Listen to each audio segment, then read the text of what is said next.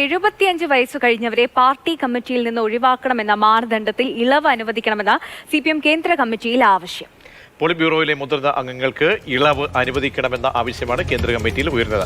മുതിർന്ന നേതാക്കളിൽ ചിലർക്ക് ഇളവ് അനുവദിച്ച് അവരുടെ അനുഭവ സമ്പത്ത് മേൽക്കമ്മിറ്റികളിൽ പ്രയോജനപ്പെടുത്തണം എന്നാണ് ഇപ്പോൾ ആവശ്യം ഉയരുന്നത്. ബി ബാലഗോപാൽ ഇപ്പോൾ ചേരുകയാണ്. ബാലു, നമുക്കറിയാം ഈ പ്രായവുമായി ബന്ധപ്പെട്ട കാര്യങ്ങളിൽ വലിയ രീതിയിലുള്ള ചർച്ചകൾ ഒഴിവാക്കണം. അപ്പോൾ 75 കഴിഞ്ഞവരെ പാർട്ടി കമ്മിറ്റികളിൽ നിന്ന് ഒഴിവാക്കണമെന്ന മാനദണ്ഡത്തിൽ ഇളവ് എന്ന ഒരു കാര്യം അത് കേന്ദ്ര കമ്മിറ്റിയിലേക്ക് ആവശ്യം വരുമ്പോൾ അത് ഏതൊക്കെ രീതിയിൽ എവിടെയൊക്കെ ബാധകമാകും എന്നാണ് മനസ്സിലാക്കാൻ കഴിയുന്നത്? പ്രതീക്ഷ ഏറ്റവും വലിയ കാര്യം, പ്രധാനപ്പെട്ട കാര്യം, ഇന്നലെ CPM-ന്റെ സംസ്ഥാന സെക്രട്ടറി വി ഗോവിന്ദൻ മാഷ് ഡൽഹിയിൽ മാധ്യമപ്രവർത്തകരുമായി സംസാരിച്ചപ്പോൾ പറഞ്ഞത് പോളിറ്റ് ബ്യൂറോയിലെ ഒരു അംഗത്തിനും ഈ 75 വയസ്സ് കഴിഞ്ഞാൽ അവർക്ക് ഇളവ് അനുവദിക്കില്ല എന്നായിരുന്നു പറഞ്ഞിരുന്നത്.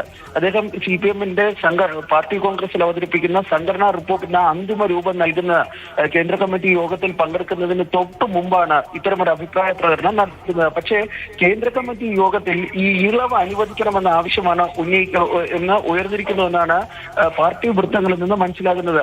അതിൽ തന്നെ ഏറ്റവും ശ്രദ്ധേയമായ കാര്യം 3 യുവ നേതാക്കളാണ് ഇത്തരം ഒരു ആവശ്യം കേന്ദ്ര കമ്മിറ്റിയിൽ ആദ്യ ദിവസം ഉന്നയിച്ചിരുന്നത്. പിന്നീട് രണ്ടാം ദിവസമായി ഇന്ന് മറ്റു 2 സീനിയർ നേതാക്കൾ കൂടി ഈ ആവശ്യം ഉന്നയിച്ചുവെന്നാണ് നമുക്ക് മനസ്സിലാക്കാൻ വേണ്ടി കഴിയുന്നത്. ഇവരുടെ വാദം ഇതാണ്, അതായത് ഈ പല മുതിർന്ന നേതാക്കളുടെ അനുഭവ സമ്പത്ത് പാർട്ടിക്ക് ഏറ്റവും ആവശ്യമായ ഒരു ഘടകമാണ്, ഒരു സമയമാണ് ഇപ്പോൾ. അവരുടെ ഈ ഇളവ് അനുവദിച്ചുകൊണ്ട് ഈ കമ്മിറ്റികളിൽ തുടരുവാൻ വേണ്ടി അനുവദിക്കണമെന്ന ഒരാവശ്യമാണ് ഇവർ ഈ യോഗത്തിൽ, അതായത് കേന്ദ്ര കമ്മിറ്റി യോഗത്തിൽ ഉന്നയിച്ചത്.